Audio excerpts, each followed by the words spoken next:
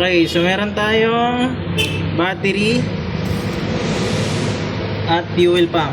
So papaganahin natin yung fuel pump na yan.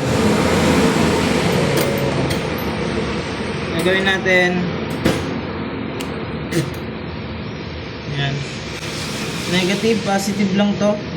So ang negative niya is yung yellow, positive yung green. So positive yung green, lagay natin sa positive. Then yung negative sa negative naman.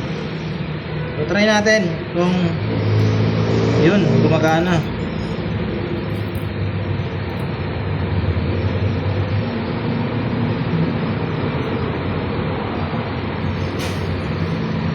So ayun, gumagana yung motor.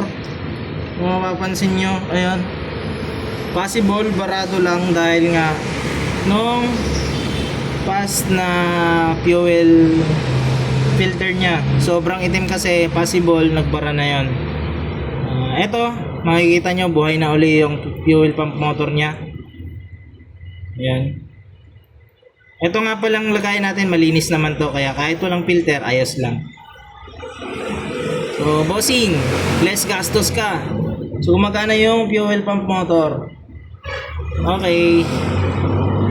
Yan, malakas naman yung fuel pump motor mo.